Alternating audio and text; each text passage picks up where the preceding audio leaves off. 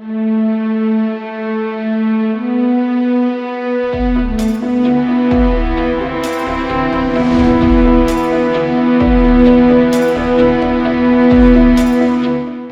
அருளாலும் நிகரற்ற அன்புடனுமாக்கிய எல்லாம் வல்ல இறைவனின் திருப்பெயரால் ஆரம்பம் செய்கின்றோம். த வின்ஸ் ஆஃப் இஸ்லாம் நேயர்களுக்கு பல்வேறு ஆளுமைகளின் கேள்வி பதில் நிகழ்ச்சியாக தொடர்ச்சியாக வழங்கி வருகிறோம். இன்றைக்கு நாம் சந்திக்கின்ற நபர் ஒரு பொறியியல் பட்டதாரி, 27 வயதே நிரம்பியவர். தன்னுடைய முதல் புத்தகத்தை வெளியிட்டுவிட்டு வின்ஸ் ஆஃப் இஸ்லாம் நேயர்களுக்காக நம்மோடு இணைந்திருக்கிறார். அவரிடம் கேட்பதற்கு நமக்கு நிறைய கேள்விகள் இருக்கின்றன. வாருங்கள், அவரை சந்திப்போம். அஸ்ஸலாமு அலைக்கும் இப்ராஹிம். வலைக்கும் சலாம் வரஹ்மத்துல்லாஹி வபரகாத்துஹு. ரொம்ப மகிழ்ச்சி. முதல் கட்ட வாழ்த்துக்கள். உங்களுடைய முதல் முயற்சி ஒரு புத்தகத்தை வெளியிட்டிருக்கீங்க. உங்கள் சிறுகதை தொகுப்புன்னு நினைக்கிறேன். ஆமாம், சிறுகதை தொகுப்பு. ஒரு 27 வயதில் இந்த முயற்சியில் வெற்றி அடைஞ்சிருக்கீங்க. இப்போ முதல்ல உங்களை பற்றி கொஞ்சம் சொல்லுங்களேன். என்னோட பேர் அஹ்மத் இப்ராஹிம். ஷம்ஸ் இப்ராஹிங்கிற பேரில் நம்ம எழுதிட்டு இருக்கோம். ஷம்ஸுங்கிற பேரில் நம்மளுடைய ஆரம்பகால எழுத்துக்கள் இருந்தது. கடைநூலில் ஏற்கனவே ஷம்ஸ் அப்படிங்கிற ஒரு எழுத்தாளர் இருந்து அவருடைய புத்தகம் வெளிவந்ததால் நம்ம ஷம்ஸ் இப்ராஹிம்ங்கிற பேரில் நம்ம எழுதிட்டு இருக்கோம் தொடர்ந்து. எனக்கு மொத்தம் கூட பிறந்தவங்கன்னா மொத்தம் 5 பேர். எனக்கு 3 அக்கா, அவங்களுக்கு கல்யாணம் ஆகி இங்கேயே செட்டில் ஆகிட்டாங்க, குழந்தைகள் இருக்குது. தம்பி ஒருவர் இருக்கார், அவர் அபுதாபியில் இருக்கார். நானுமே துபாயில் தான் ஒர்க் பண்ணிகிட்டு இருக்கேன். நமக்கு அந்த கிடைக்கின்ற கேப் ரொம்ப அதிகம். இங்கே ஒர்க் பண்ணிட்டு வர்ற அந்த கேப்பில் அப்போ நம்ம ஸ்டார்ட் பண்ணும்போது தான் அந்த வாசிப்பு எழுத்தின் மீதான தாக்கம் வந்து, முக்கியமாக அந்த கொரோனா காலகட்டத்தில் நம்ம நிறைய வாசிக்க ஆரம்பித்தோம். அப்போ இருந்து தொடங்கியது தான். பின்ன நம்ம தமிழில் முக்கியமான எழுத்தாளரான ஜெயகாந்தன் தொடங்கி தற்போது எழுதிட்டு இருக்க எல்லோரையும் நம்ம வாசிச்சுட்டு அதுக்கப்புறம் தான் இஸ்லாமிய இலக்கியத்துக்குள்ளே வர ஆரம்பித்தோம். குறிப்பாக நம்ம தோப்பில் முகமது மீரான்லேருந்து நம்ம தொடங்கி இப்போ நம்ம கடையநல்லூரில் எழுதி கொண்டிருக்க இஸ்லாமிய எழுத்தாளர்கள் வரைக்கும் நம்ம வந்திருக்கோம். அதுக்கு பின்பாக நம்மளுடைய மொழியிலேருந்து ஒரு சிறுகதைகள் இல்லை என்ற ஒரு இயக்கத்தில் எழுத ஆரம்பித்தோம் தான் இந்த கடையநல்லூர் புராணம்.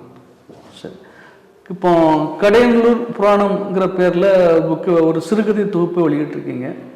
பொதுவாக எல்லாருக்கும் அவங்களுடைய பாரம்பரியம், அவங்களுடைய வளர்ந்த இடங்கள் மேலே ஒரு தீராத ஒரு பற்று. அவங்க உலகத்தில் எங்கே போய் வாழ்ந்தாலும் அது மேலே ஒரு தீராத ஒரு காதல்னு கூட சொல்லலாம். அதை அப்படி இருக்குங்கிறது இயற்கையாக உள்ள விஷயம்.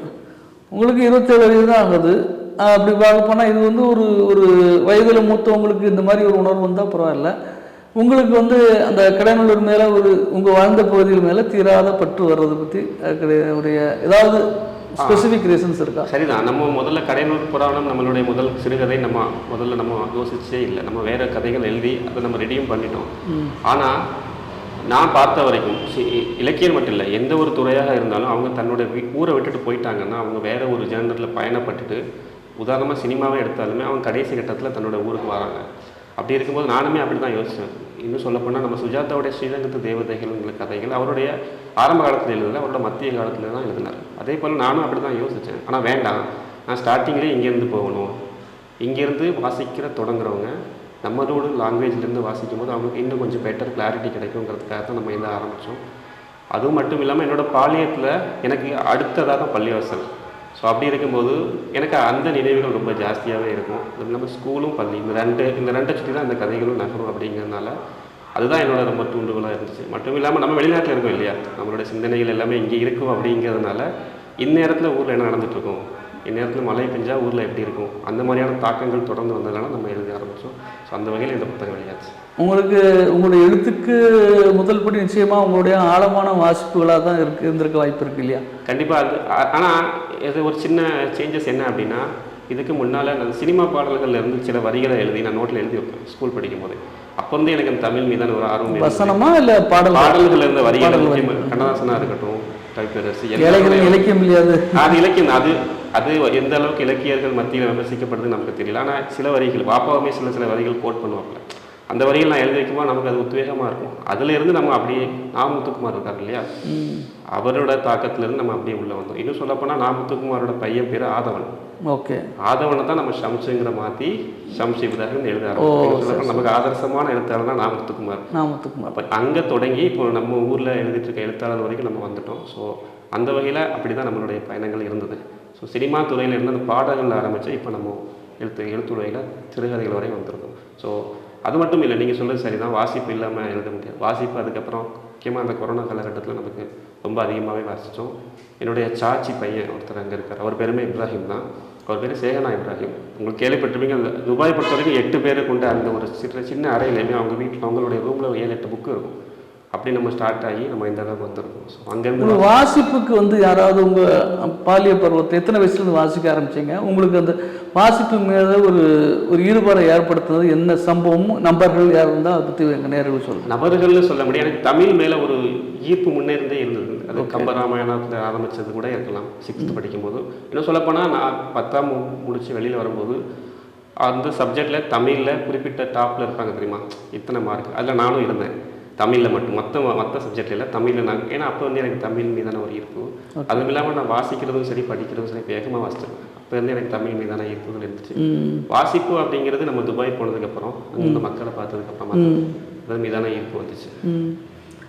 அப்போ வந்து உங்களுடைய இந்த புத்தகம் வந்து ஒரு தொகுப்பு, சிறு தொகுப்பு. இது எப்படி இந்த மாதிரி ஒரு புத்தகமாக வெளியிடணும்னு உங்களுக்கு எப்படி நீங்களாக தோணுச்சா, இல்லை யாரும் நண்பர்கள் அதுக்கு ஊக்கப்படுத்தினாங்களா? இல்லை, இதுக்கு நிறைய பேர்கள் பின்னால் இருக்காங்க. அந்த பேரை விட்டுறக்கூடாது இல்லை அப்படிங்கிறதுக்காக நான் யாரோட பேரையும் குறிப்பிடலை. முக்கியமாக நான் இப்போ என்னோடய கம்பெனிலேருந்து வெளியே வரும்போது, என்னோட 6 வருஷம் நான் அந்த கம்பெனியில் ஒர்க் பண்ணேன். வெளியில் வரும்போது அப்போ தான் நான் தெரியப்படுத்துகிறேன் நான் ஒரு ரைட்டர்னு சொல்லிட்டு. என்னோட மேனேஜர்ஸ் தெரியும். என்னோட மேனேஜர் என்னோட டீம் லீடர்கிட்ட சொல்லும்போது இவன் ஒரு ரைட்டர்னு சொல்லும்போது என்ன புக் எழுதிருக்கீங்கன்னு. நான் புக்கெலாம் எழுத மாட்டேன், பிளாக்ல எழுதுவேன், இன்ஸ்டாகிராம், ஃபேஸ்புக்கு இந்த மாதிரியான இணையத்தில் பிரதிலிபிங்கிற இணையத்தில் மட்டும்தான் எழுதுவேன். அப்படின்னா நீ ரைட்டர் கிடையாது, நீ ஒரு புத்தகம் எழுதி அதை நீ வெளியிட்டால் மட்டும்தான் நீ ரைட்டர் ஆத்தர் அப்படின்னு சொல்லலாம்.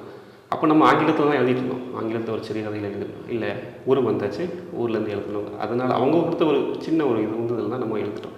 மட்டும் இல்லாமல் ஊர்லேருந்தே பல சப்போர்ட் வந்துச்சு. குறிப்பாக சமரசம் இதில் தான் நம்ம 2 கதைகள் போச்சு. அது வரைக்கும் வீட்டில் என்னோடய பேர் ஷம்ஸ் என்றோ நான் எழுதிட்டு இருக்கேன்னு தெரியாது. சமரசம் இதில் அந்த கதைகள் வெளியானதுக்கப்புறம் தொடர்ந்து எழுதுன்னு வாப்பாவுமே சொன்னாங்க. ஸோ அதுலேருந்து நம்ம ஒத்துழைப்பட்டு எழுதுனது தான் இந்த புத்தகம். குடும்பத்தோட ஒத்துழைப்பு ஜாஸ்தியாக இருந்திருக்கு இல்லையா? கண்டிப்பாக குடும்பத்தோட ஒத்துழைப்பு ஜாஸ்தியாக இருந்தது. அதுவும் வாப்பா நமக்கு இறைக்கட்டளை வந்து ஓதுவீராகன்னு வந்துச்சு இல்லையா, இக்ரா எங்கள் வீட்டிலேருந்து சொன்னது நீ படி எழுதுன்னு சொல்லி அவங்க சொன்னது. ஸோ அது கண்டிப்பான முறையில் வாப்பா கிரெடிட் இருக்கு. இக்ரா அந்த குரானோட ஆதி வசனம் அது சொன்னதுனால எனக்கு ஒரு கேள்வி வருது. பொதுவாக வந்து இஸ்லாமிய சமூகத்தில் வந்து இலக்கியத்துக்கு வந்து பெரிய ஆர்வம் இல்லைங்கிறது பொதுவான ஒரு கருத்தியல் இருக்குது. நீங்கள் உடன்படுறீங்களா? அது இல்லை, அது இஸ்லாமிய சமூகம் மட்டும் நான் எடுத்துக்க மாட்டேன். இப்போ நம்ம வாசிப்பை நேசிப்போன்னு ஒரு குழு இருக்குது, நம்ம முகநூலில் இயங்கிட்டு இருக்கோம். ஆல்மோஸ்ட் நம்ம 90,000 பேர் இருக்கோம். இன்னும் 1,00,000 பேரை நம்ம எட்டிடுவோம். அங்கே அந்த 90,000 பேரில் வாசிக்கிறோன்னு பார்த்தீங்கன்னா 250 பேர் தான் வாசிக்கிறாங்க. 250 பேர் தான் 250 பேர் தான் வாசிக்கிறோம். 250 பேர் மட்டும்தான் எழுதுகிறோம். அவங்க புத்தகத்தை எழுதி அதற்கான விமர்சனம் பண்ணுறதுன்னு பார்த்தீங்கன்னா 250 பேர் தான். அவங்க மறைவாக உட்காந்து வாசிக்கிறாங்களா படிக்கிறாங்களா அப்படிங்கிறது நமக்கு தெரியல. பொது சமூகத்தில் நம்ம என்ன வாசிக்கிறோமோ அதை கொண்டு வந்து சேர்க்கணும் இல்லையா? இப்படி ஒரு கதை வாசித்தா இது நல்லா இருக்குது, இல்லை இப்படி ஒரு கதை வாசித்தா நல்லா இல்லை அப்படிங்கிறது. அதே போல் தான் இஸ்லாமிய சமூகம் ஒட்டுமொத்த சமூகத்தை பார்க்கும்போது வாசிப்பு இன்றைக்கி கம்மி தான். இந்த சொல்லப்போனால் இந்த புத்தகத்தை வெளியே கொண்டு வந்து சேர்க்கறதுக்கு அவங்க பப்ளிஷர் படுற பாடு நமக்கு சொல்லி யாராது அந்த அளவுக்கு இருக்குது. அப்படியே பார்த்தீங்கன்னா இல்லை, எல்லா சமூகத்துலேயுமே அந்த மாதிரியான வாசிப்பு பழக்கம் அதிகம் இல்லை. குறிப்பாக நம்ம இதுலேயுமே இல்லைன்னு தான் நான் சொல்லுவேன். இல்லை அப்படின்னு நான் சொல்லுவேன், இல்லைன்னு தான் சொல்லுவேன். ஆனால் இப்போ மாறிட்டு வருது. குறிப்பாக தென்காசி புத்தக கண்காட்சியில் எங்கள் வீட்டிலேருந்தே 4-5 பேர் போயிருந்தாங்க. குறிப்பாக மருமகன் 7வது 8வது படிக்கிற அவருமே போய் புத்தகம்லாம் வாங்கிட்டு வந்தார். வரும் தலைமுறைக்கு நம்ம கடத்தணும் அப்படிங்கிறதுக்காக தான் நம்மளுடைய சொந்த லாங்குவேஜில் எழுதி வாங்க, இலக்கியம் அவ்வளோ ஒரு பெரிய கடினமானதெல்லாம் இல்லைன்னு சொல்லி அதுக்காக ஒரு அழைப்பு தான் அந்த புத்தகம். இப்போ என்ன சொல்லுவாங்கன்னா, இந்த இணைய உலகம் அப்படின்னு ஆனதுக்கப்புறம் ஒரு 20-25 வருஷம் ஆனதுக்கப்புறம் வாசிக்கிற தன்மைகள் அப்படிங்கிற முன்னாடி நம்ம வந்து கட்டாயம் வந்து செய்தித்தாள்களை படிக்கிறவங்க, பருவ இதழ்கள் சொல்லக்கூடிய வார இதழ்கள் அந்த மாதிரி படிக்கக்கூடிய ஒரு நேரத்தில் வந்து பெண்களே, நான் சொல்கிறது 40 வருடங்களுக்கு முன்பு அந்த மாதிரி பெண்களே வந்து பருவ இதழ்களை வார பத்திரிகைகள் அந்த மாதிரி வாங்கி படிக்கிற பழக்கங்கள் இருந்தது. இப்போ அந்த பழக்கங்கள் விடுபட்டதுக்கப்புறம் காட்சி ஊடகங்களுடைய தாக்கம் அதிகமாக ஆனப்புறம், அதுவும் குறிப்பாக இப்போ இந்த சமூக ஊடகங்களுடைய தாக்கம் ஆனதுக்கப்புறம் வாசிப்புங்கிறது வந்து ரொம்ப குறைஞ்சிச்சு வருது அப்படிங்கிற மாதிரி சொல்கிறாங்க. கண்டிப்பாக உங்களோட பார்வை? கண்டிப்பாக அது உண்மைதான். முக்கியமாக இந்த சமூக வலைதளங்கள் நம்மளோட நேரத்தை எடுத்துரும். இந்த புத்தகம் எழுதிட்டு இருக்கும்போது சரி, நான் எழுதி முடிச்சதுக்கப்புறமா நான் சொன்னது நான் சமூக வலைதளங்களே இருக்க மாட்டேன். இந்த புத்தகத்தை ஒரு எல்லாருக்கும் கொண்டு சேர்க்கணும் அப்படிங்கிறதுக்காக மட்டும்தான் நம்ம முகநூலை ஓப்பன் பண்ணோம். அந்த முகநூல் நம்மளோட நேரத்தை எடுத்துரும். இப்போ வெளிநாட்டில் இருக்கவங்களுக்கு வேறு என்ன செய்ய முடியும், அவங்களுக்கு ஆப்ஷன் கிடையாது. அவங்களுக்கு அதுதான் பார்க்கணும் அப்படிங்கிறது. அதுவும் இல்லாமல் நீங்கள் சொன்ன மாதிரி காட்சி வந்துருச்சு. அவங்களுக்கு எல்லாமே ஒரு 30 செகண்ட். இப்போ பார்த்தீங்கன்னா வாட்ஸ்அப்ல 30 செகண்ட், எதுனாலும் 30 செகண்ட்ல சொல்லிடு அப்படிங்கிற ஒரு நெருக்கடியான சூழ்நிலை வந்துருச்சு. அப்படிங்கும்போது இதை நம்ம புத்தகம் மூலமாக எப்படி கொண்டு போகலாம்னா, இப்போ கிண்டில் வந்துருச்சு. நம்ம ஆன்லைனில் தான் அதை விற்க முடியும். ஆன்லைனில் பிடிஎஃபாக கொடுத்து அந்த மாதிரியே தான் பண்ண முடியுமே தவிர காட்சி ஊடகங்கள் நம்மளுடைய நேரத்தை எடுக்க ஆரம்பிச்சிருச்சு. இப்போ என்ன பண்ணலாம்னா, ஏஐ வந்துருச்சு, ChatGPT வந்துருச்சு. அதன் மூலமாக அதுங்களே கதைகள் எல்லாமே அதுங்களே சொல்ல ஆரம்பிச்சோம். ஸோ அப்படி இருக்கும்போது நம்ம என்ன டிஃப்ரெண்ட்டாக பண்ணணும்னா, கதைகளை நம்ம காட்சியாக இப்போ நம்ம நேரடியாக லைவில் வந்து சொல்கிற மாதிரியான ஒரு குறிப்பாக பார்த்தா பாவா செல்லத்துறை இருக்கார் இல்லையா, அவரை இன்ஸ்பயர் ஆகி நிறைய பேர் வந்திருக்காங்க. பட் அவங்க எல்லாருமே கதைகளை கேட்குறாங்க. கதைகளை கேட்குறது அப்படிங்கிறது அந்த பழத்தை ஜூஸ் போட்டு குடிக்கிற மாதிரி, பழத்தை அறுத்து அந்த கொட்டைகளை எடுத்து மெதுவாக சாப்பிட்றது, அதுதான் புத்தகம். அவங்க கடைசியாக நீங்கள் புத்தகத்துக்கு வந்துடுவாங்கன்னு நான் நம்புகிறேன். பட் காட்சி ஊடகங்களுக்கு அப்படின்னா நம்ம அதை பேசி தான் கொண்டு போகணும் கதைகளை. ஸோ பாவா செல்லத்துறை மாதிரியான கதை சொல்லிகள் தான் இனிமேல் வரணும்னு என்னுடைய வருவாங்க. மேபி அதுதான் இனிமேல் ஃப்யூச்சராக இருக்கும்னு எனக்கு தோணுது. இப்போ நீங்கள் அந்த ஏஐ டெக்னாலஜியை பற்றி நீங்கள் சொன்னீங்க. அப்போ வந்து பரவாயில்ல, எல்லாருக்கும் ஒரு கவலை, ஒரு அச்சம் என்ன இருக்குன்னா, மனிதனுடைய சிந்திக்கும் திறனை வந்து இயந்திரங்களும் தொழில்நுட்பங்களும் ஏற்றுக்கொள்ளும்போது மனிதனுடைய கற்பனை திறன் அல்லது சிந்திக்கும் திறன்கிறது வந்து மட்டுப்படுது அப்படிங்கிற மாதிரி சொல்லுவாங்க. உதாரணத்துக்கு ஒரு பேச்சாளராகவோ அல்லது ஒருத்தர் இருந்தாருன்னா ஒரு 30-40 வருடங்களுக்கு முன்பு பல புத்தகங்களை தேடி பிடிச்சு அதில் வந்து தனக்கான தரவுகளை அவர் எடுத்து கடும் உழைப்பு செலுத்த வேண்டியிருக்கும். இன்றைக்கி வந்து உங்களுக்கு தேடு இயந்திரங்கள் நிறைய வந்துருச்சு, கூகுள் மாதிரி நிறைய அது மாதிரி வந்துருச்சு. இப்போ ஏஐ தொழில்நுட்பம் வந்ததுக்கப்புறம் இன்னும் அது வேகமாக அதிகரிச்சிருக்கு.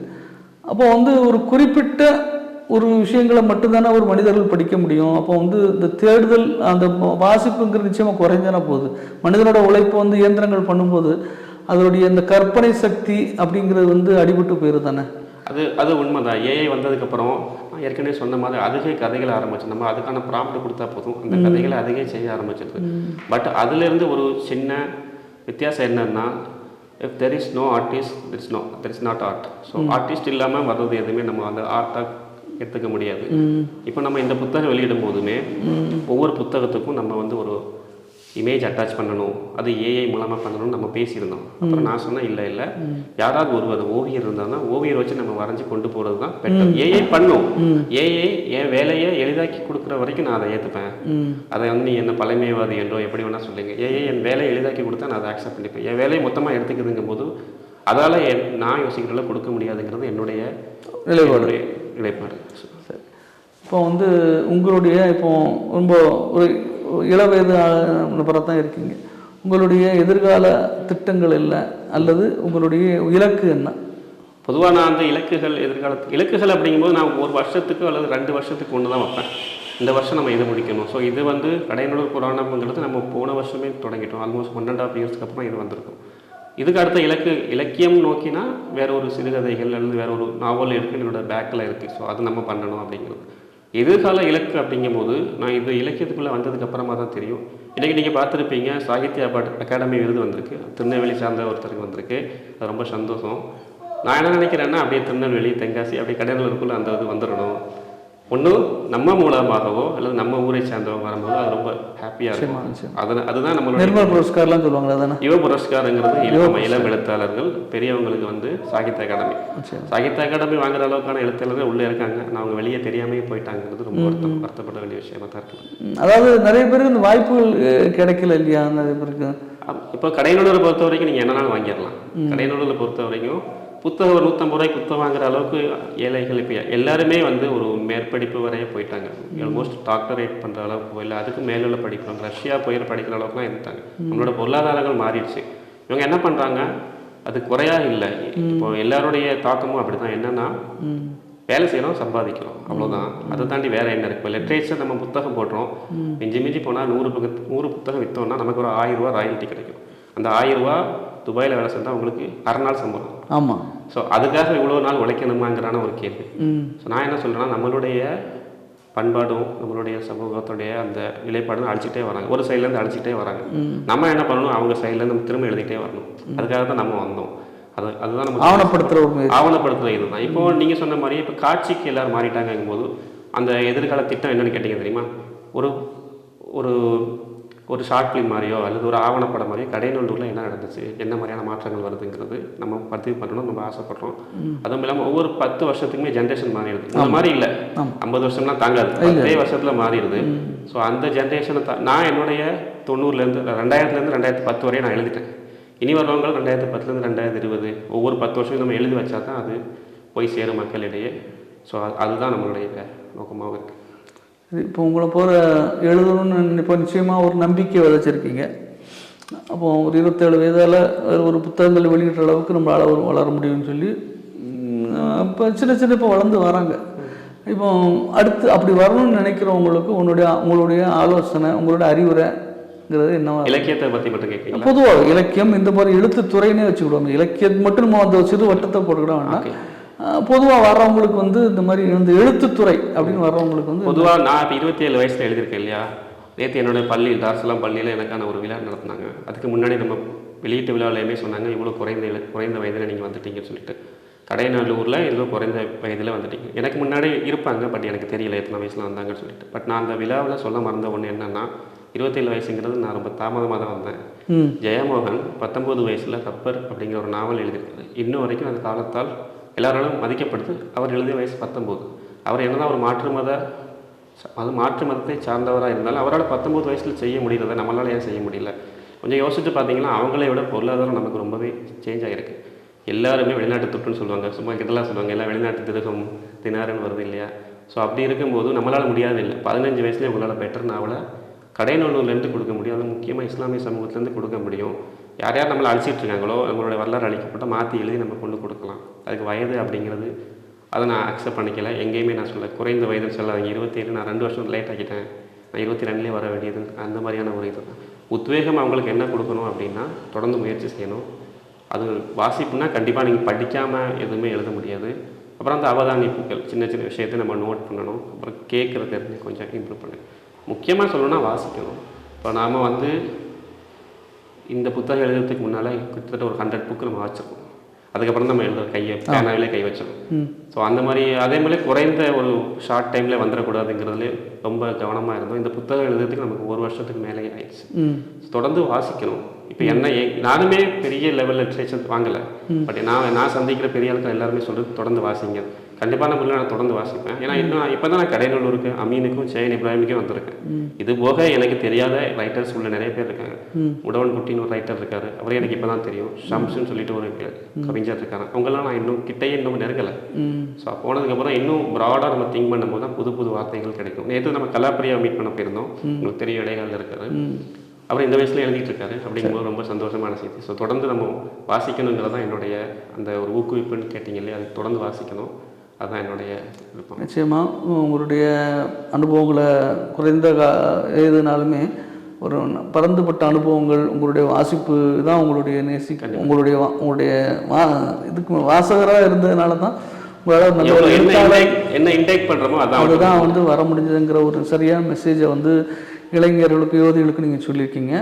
உங்களுடைய எல்லா முயற்சிகளும் எதிர்காலங்களில் வெற்றி பெறணும் என்று எங்களுடைய சேனல் சார்பாக வாழ்த்துக்களையும் தெரிவித்துக்கொண்டு, இறைவனிட்டு எங்களுடைய பிரார்த்தனையும் தெரிவித்துக்கொண்டு, இத்தனை நேரம் உங்களுடைய மேலான நேரத்தை எங்களுடைய நேருக்கு வழங்கியதற்காக நன்றி பாராட்டி விடைபெறுகிறோம். நன்றி. அஸ்ஸலாமு அலைக்கும்.